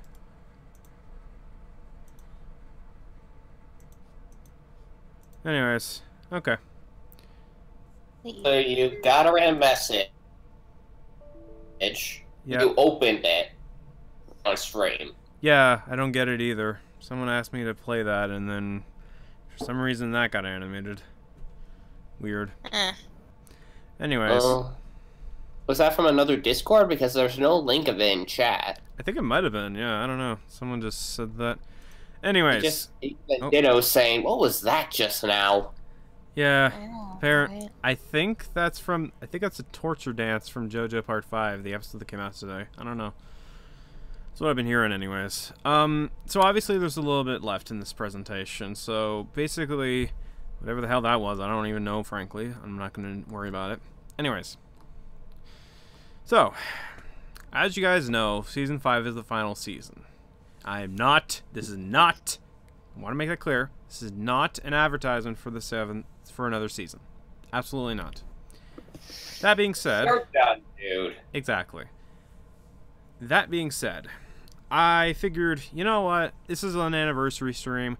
Why don't I give an idea of what I could have potentially done if that wasn't the last season, or even give you guys a freebie if you want to do a TPI of your own for those who are watching the stream. So, this is what would have originally been planned. And total Pokemon The Next Generation. Season 6 would have effectively been a kind of sequel to Resort. So basically, the children of the Season 3 and 4 contestants. Season 5 was an all-star season, so there's that. But basically the concept of this is that the children of Darkrai and Cresselia, even if they're adopted, would have been the hosts for this season. Basically, it would have been fairy tale themed, aka based around legends and mythology and all that jazz. And you're going to see with some of the characters that they have models more similar to their origins or other species, which we'll showcase shortly. So obviously this means all the characters here, or in this draft or idea, which could be changed if anyone's interested. Then suddenly it happens out of nowhere. Well, yeah. Anyways. Keep in mind, it's not a real thing. This Yeah. is just a what if. Yeah, exactly. It's just an idea, basically a freebie for you guys. Anyways. They would have had to use their own cast. Well, of course, but basically like the core concept of a fairy tale / mythology themed season, or basically what I would have done if I continued, which I'm not. So, yeah, that kind of stuff. So let's go through the contestants here. First off, we have Clefable, and yes, I use Sammy because fuck it. Also because I'm too lazy to shrink the text. So this is one of Clefable and Samurot's 3 children from the other universes. This one comes from the world where I think it was either Clefable or Samurott was a vampire bride. So he's part vampire, basically. So that's part of his mythology, or legend, whatever. He doesn't have the sun weakness, but that's not important. So, yeah, I don't really have personalities nailed down outside some basic ideas, because really, there's not really a point in establishing these personalities. Why would you even want to think about establishing a personality if you're not even going to do this? Exactly. So it's like base ideas. Really basic. Next. Of course, we have... I opened my Chrome again. Why am I doing that? Anyways. And of course, some asshole's calling me on Skype. Anyways. Okay. anyways, basically the next up. Skype. I know. Basically, some assholes calling me. Anyways. So anyways, we're good. We're good. Okay. Just want to make sure that nothing happened to the stream. Like I was saying, this is Samurott. She's. I think this was the kaiju one. I think it was the kaiju universe. Yeah, this might have been the kaiju one because this one looks a little bit larger than the other contestants. Height-wise. Don't really care. Whatever. What? Aloy and Samurott really, just based on what you're saying, vampire universe, kaiju universe. They travel to a lot of weird universes. It really shows some weird dimensions to mate. Yeah, basically. I mean, yeah, Total Pokemon Fairy Tales. Yeah, there you go. There's a free title for you. Just don't do the actual fairy tale show. Yeah, just don't do Fairy Tale. Where was I? But, yeah, basically, I think for some of these universes, they were just like, what's the weirdest one out there? I'm like, okay, screw it, let's go visit this one. It's a kaiju one. Well, that's a weird one. Basically, that kind of stuff. Yeah. But then again, they're kind of weird anyways, so... Well, at least Samurott is. Personally, I would have liked it if Samurott came into the All-Star season. Yeah, but I don't think there would have been much I could have done with her, and I had to put in 2 females and 2 males for each team, so... Minus the veterans. So it's like I kind of had... Yeah, I kind of got gypped with that. Well, I mean, there's a lot of potential All-Stars that you think would work, but if you have too many strategists in the kitchen, then... Basically what you get with retro versus modern anyway. Yeah. Too many head cooks trying to take up the spotlight. Yeah. Next up we have Gardevoir. This one we got a brief description of in Retro vs. Modern by Luxray, so I'm not really going to go over that. This one's kind of self-explanatory too. Fortunately, I don't have to explain which dimension they came from. Anyways. So, yeah. Basically, there you go. Just to clarify, the son would not be competing in this because he's a couple years younger, so he wouldn't meet the minimum age. He would have been, so yeah, that's kind of why. Anyways, next. Lurantis. See, there we go. I would have preferred other players from Season 3 that may make the final 3 to return. Fair enough. Anyways, so yeah, this is Lurantis. I hinted at this couple in this Season 3 epilogue. Basically, it's the son of a superior and Lurantis, and yeah. Basically it. Probably would have had some superiors, logic, and all that jazz. I don't know. Anyways. Next up, we have the twins. Ninetales and Delphox. So, yeah. These two. The one that Ninetales was trying to make sure didn't lose their shit, or basically go insane. So at least now she can finally shut the fuck up about that. Anyways. And yes, I could say that about my own characters. So yeah, Ninetales, he's basically, he kind of has, I guess, I'd imagine he has something like, because they're both nice either way, but basically in terms of a gameplay, Ninetales would probably have his mother's smarts, but his dad's street smarts or something, I don't know. I don't really care. And then Delphox, kind of the same thing, except she would be a lot more savvy, I guess, I don't know. Either way. Something like that. I don't think intelligence is usually inherited. Right. I don't know. Something. I don't know.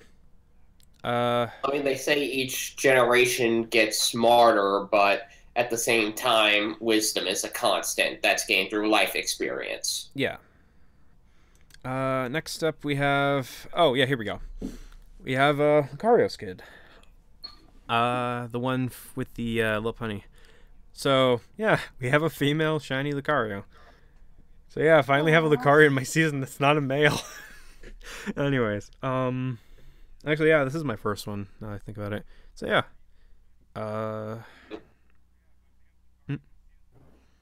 Or it would have been. Would have been, yeah. Let's see. But of course... Wait, what the hell? There's another one? It's like, and another one! No.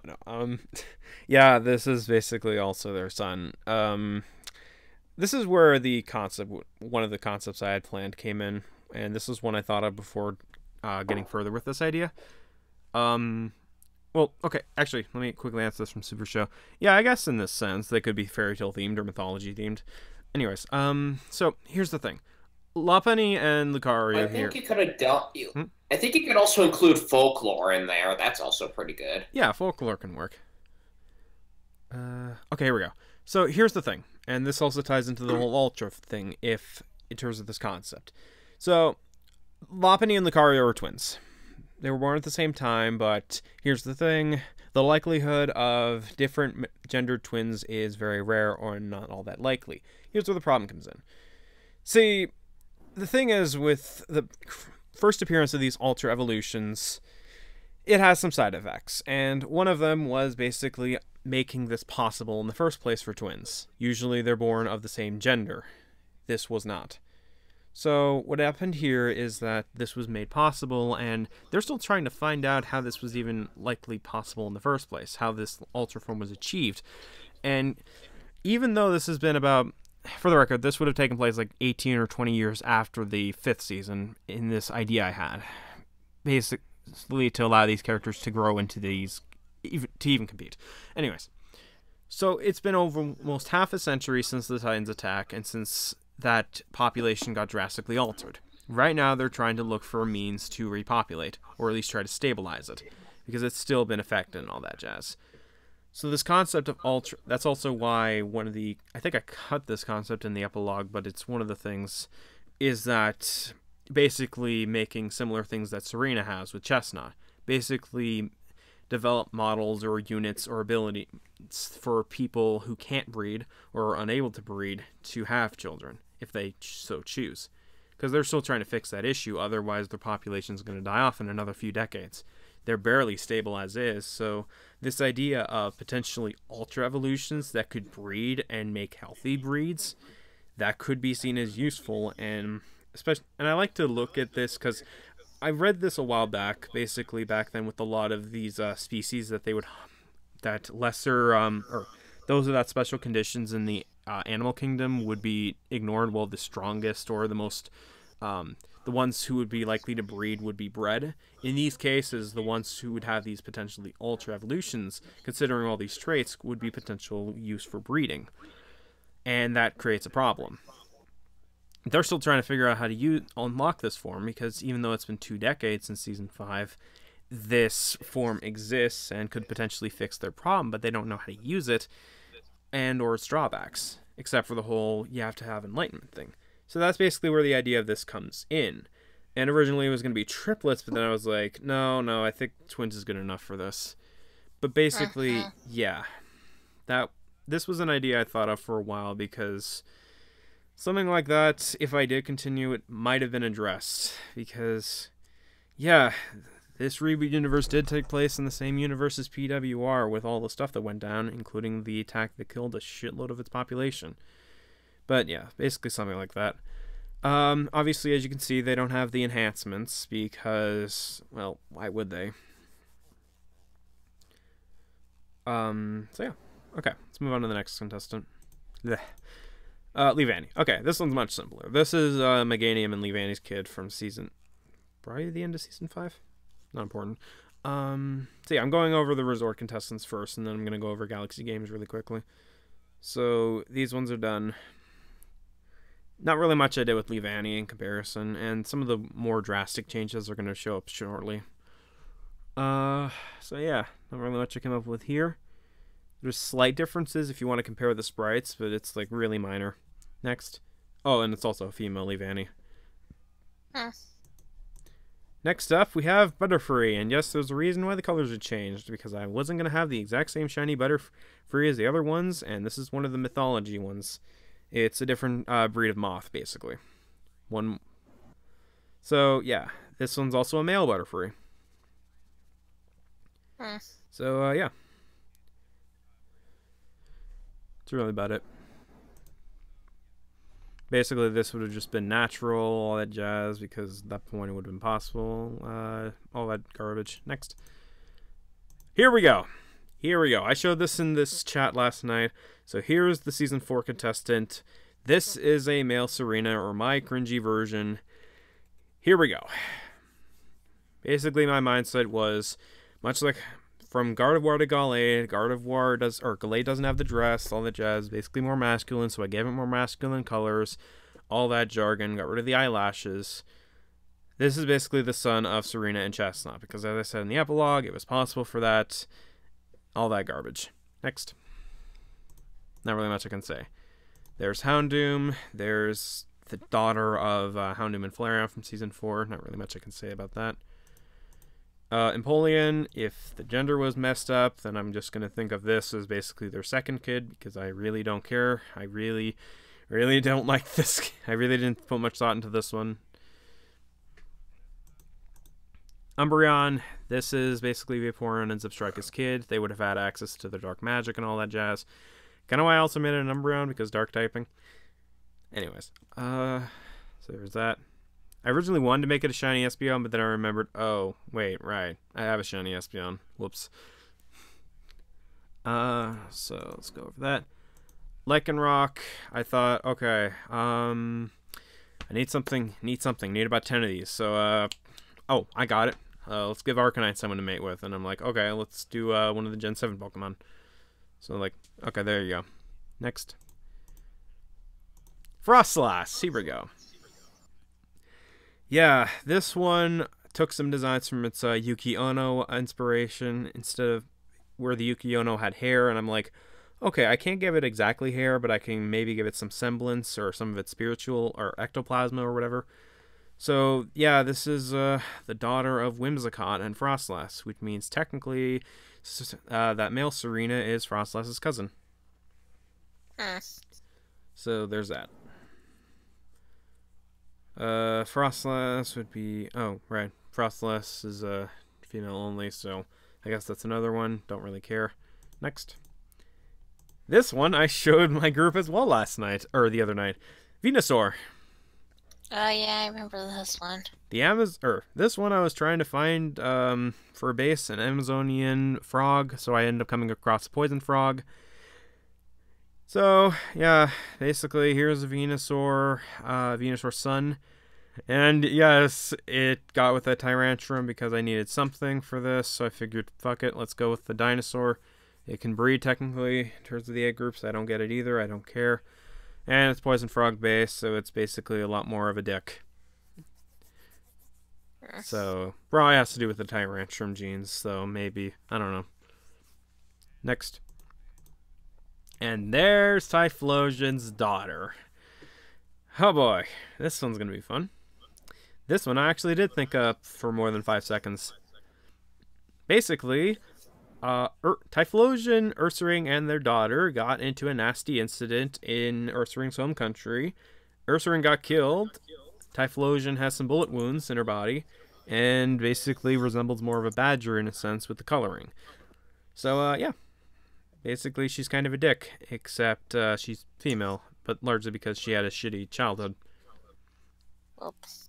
Anyways. Is that it? Nope. Go-Goat. This one, I'd say this one would kind of be more similar to the one from Take-Two, except female. So, yeah, there's Go-Goat and Tyranitar's daughter. Aw. Hopefully she'll be better developed. Hopefully if I actually did something with this, maybe she would be better written than her Season 4 dad, but whatever. Next. Finally, Chestnut. These were also twins, except unlike the whole Ultra thing, these ones make more sense because they're the same gender. Males. So a shiny Chestnut and a regular Serena. All that jazz. So I think that is it. So, yeah. So I guess we'll get into the Q&A and all that jazz. And, oh, fuck. What do you want, Clefable? Ah, don't you have something else you could be showing your friends and all that jazz? No, why? Fuck off, Clefable. I mean, seriously, that's all. Oh, god damn it. Oh, come on, man. I did not give you life. Fuck you. Come on, show it. Show it, show it, show it. Fine. Fucking Christ. Alright, I have one other video I'm going to show you guys. And basically, this is something I've been holding off for a while. So, fuck it. I've made my Alright. So I guess these two must have been putting in the fucking videos previously then. I can imagine. These two are infectious, and I didn't give this one life in the first place. This was a mistake. It's Clefable. Fair enough.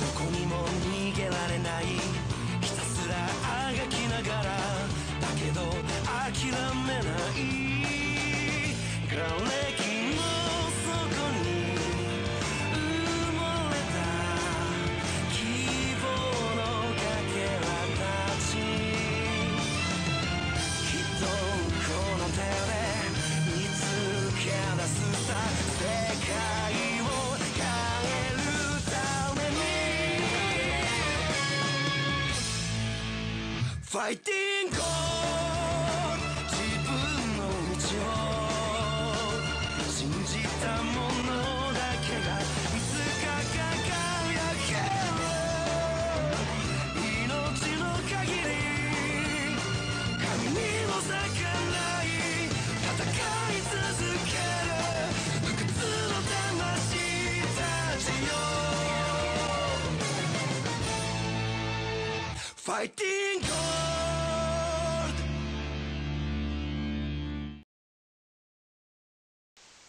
Okay.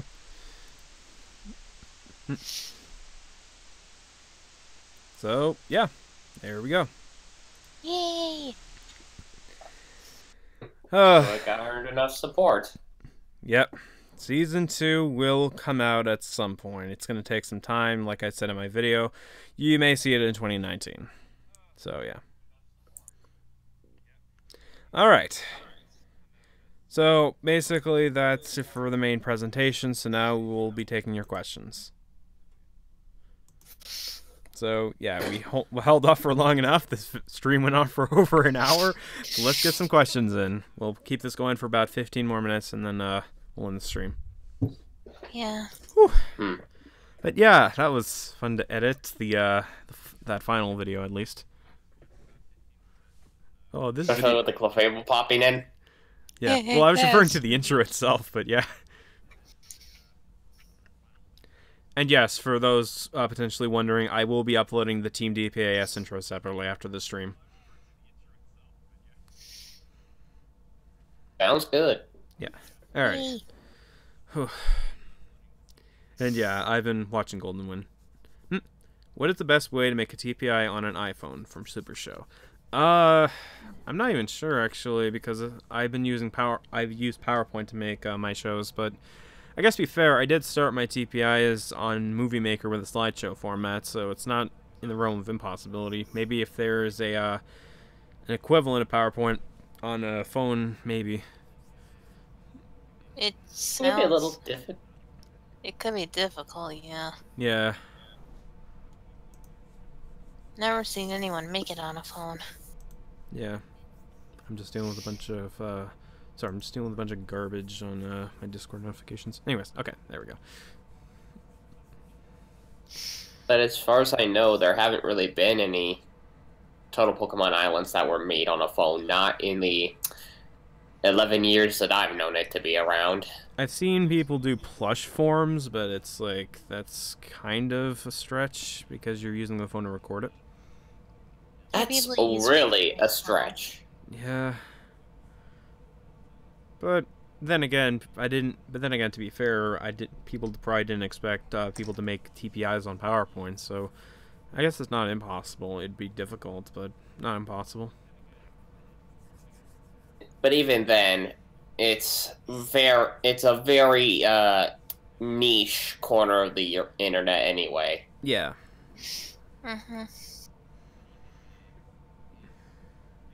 Also, if you guys are wondering, our avatars, they're from an anime called The Ancient Magnus Bride. Good show, I recommend it. I think it's, yeah, Mage Spread. Largely because because I couldn't find an equalizer or any animated background at this point, so I just figured, fuck it.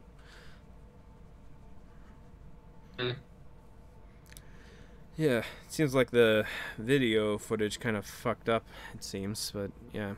because like I couldn't hear on Discord and all that jazz. We heard it on YouTube, so it worked there. Yeah, but I mean like hearing your guys' responses or anything. Also, I think it kicked me out. Responses to the intro? Yeah, because like when I was playing the footage, like I was trying to get on Discord, and all I was just hearing was blank noise, and I'm like, what the hell? Oh, I was watching it on YouTube, and I just didn't want to interrupt. No, I get it. Yeah, I was quiet for it too, so. Oh, okay. Yeah, it's just kind It of... wasn't anything on Discord. We just didn't want to interrupt the moment. Oh, okay. Yeah. Just kind of weird. I don't know. Maybe if I get my hands on a better computer in the future, I'll maybe try that again. Or try something like that again, and hopefully it'll be better in the meantime. So yeah, just keep the questions coming, guys. Those are already expensive enough. I think you can work with what you got. Yeah, that's true. Besides, I'm planning on getting myself a Switch come December, so... Yay. At least I can play Smash finally. I want a Switch. It I has play some Smash and Let's Go games. I heard something interesting though. We can only get in the LOL and Vulpix in Let's Go Eevee. Apparently there's some shinies also in the game. Apparently. Yeah. It's a thing. Frankly, I'm just glad to be done my Christmas shopping. Yeah, the Pokeball Plus also has a Mew in it, but you can only get it if you have an internet connection and a Nintendo account, so... Ah, okay. That's... Oh. There's always a catch. Yeah. Which Pokemon would you like to be in Smash? Probably Lucario. Well, Lucario's already in, so let's try one that's not already in and or announced. Decidueye. Primarina.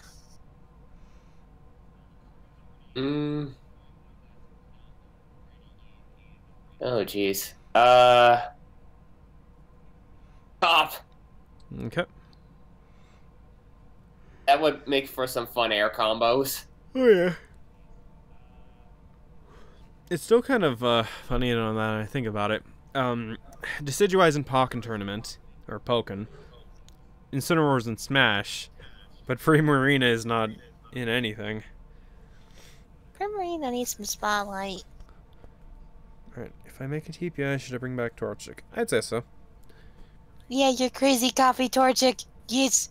TBI, should I bring back Torchic? Maybe more toned back a little, though. That's your crazy coffee loving Torchic. Yes, but not everybody here understands that. Everybody was kung fu fighting. Entirely missing the point there, Wave. Yeah, pretty much. Also, apparently there's a Melton side quest going on in Pokemon Go, so that's a thing. Apparently when they released it, though, they fucked it up because like it just plays the commands in the Professor whatever his name is in the Pokemon Go games. I don't care about the professor's name. Basically, they just play the commands, and it's like, whoops, I think someone fucked that up. But yeah, because like there's basically just a bunch of Kanto Pokemon appearing in the game now, which, yay, it's not like I was trying to get a Blaziken. Also, apparently you can get the evolutions, but yeah. Personal. There'll probably be updates in the future where you can transfer other gen Pokemon. Maybe, because apparently there's data for Chikorita in the game. Good old data miners. Yeah. There's a rumor going around that a GameCube controller is going to be in Smash. Would you believe it? No. Are you talking about a GameCube controller for Smash for the Switch? They technically make, the adapters that originally came out is able to work with the Switch when they first released it for the Wii U because it's a USB. Yeah. Apparently I looked into... You can still use a GameCube controller for Smash Ultimate. Oh, okay. Yeah, apparently I looked into this. Apparently the new ones that they released has really bad lag for the controllers. So it's like, you're better off using your melee ones. I don't know. Oh, don't even get me started. Those custom ones are expensive. Yeah, That's why I still keep mine around. Esports melee scene? Oh, goodness gravy. That scene is toxic as fuck. Yeah. No, well, we have one here, and my brother is a fan of the melee scene, and there's a top-ranking melee player in my state named Axe. Oh, jeez. So, he's a Pikachu main. Hmm. Oh, that'll end well. No, he's been top 7, so... Okay. Sorry if I say a lot about Smash esports, just because it's only based off what my brother talks about. I'm more into the League esports scene. Oh, yeah, that's all good. Uh-huh. Let's see. So I guess I can address this right now with the future of the channel as we wait for more questions. Since DPAS is pretty much going to take some time to get worked on, what's going to be coming out for this channel? Well, very likely I'll be doing streams on it. I may put out a podcast on this channel if I ever get around to it, because the problem with me is that I tend to ramble a lot. I mean, look at how long this live stream's been going. The thing is, it's fun to ramble with friends. Yeah, exactly. Mm-hmm. Outside of that, I may do other things. I'm not sure. Maybe I'm definitely going to post the retrospective, and maybe I'll post a compilation video of all the intro comparisons, as you guys saw in the beginning, the middle, and some of the transitional stuff with the intros. I don't think I rendered the, whatever it was. But yeah, in all seriousness, the whole Clefable stuff, yeah, that was obviously an act. Like, I legit had those videos planned, but yeah. Super Show asks, are you excited for the new story mode? Yes. Yeah. In Smash. Hopefully they don't mess it up, but yeah. I remember when we were when you, me, Shadow, and Fire were reacting to it. Yeah. What exactly happened? I know Fire was freaking out over what was happening. Yeah, it was crazy. Then again, he was freaking out more about the whole whole piranha plant being a character. Oh yeah. Also apparently. There could be worse characters. There could have been worse. Wow, Luigi. That was actually one that everybody wanted. Like, I was even saying this when watching the direct. Like, I wouldn't be surprised if Piranha Plant was inserted just to basically get revenge on those who were harassing Sakurai. Yeah. I guess one of the ones I would have liked to see is Shovel Knight. Although Shovel Knight didn't make it into Smash, he did make it into another fighting game. Yeah. Although the way he works is weird. It's like you gotta actually get the gold when you beat up your opponent. It's like coins in Smash Brothers, except you gotta use it to literally buy your power-ups. Ah, okay. Instead of it being like, oh, who can gather the most coins? Okay. 5 minutes, everybody. It's just how much can you get through before you get knocked off the stage? Yeah.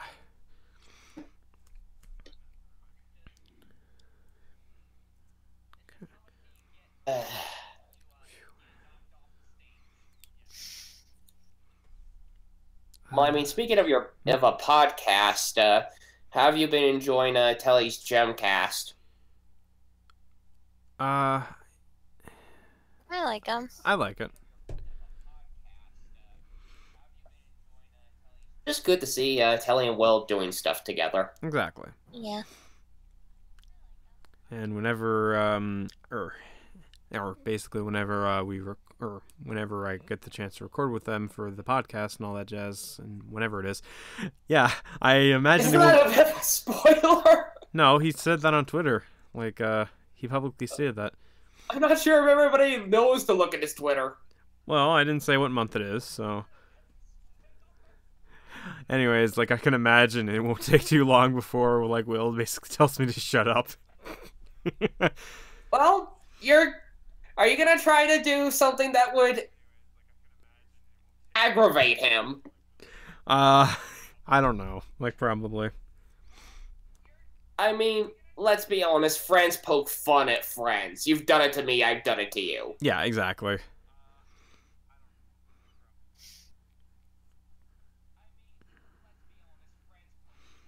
Okay, so you two are from Mage's Bride, and I'm still Aizawa. Actually, no, you're from Mage's Bride as well. Yeah. He looks like Aizawa for some reason. I know, alright? It's weird, but, yeah. You're I don't even know. you're basically a guy who transforms into a dog. And you actually form like a bond, like a partnership with Chisei, the red-haired girl.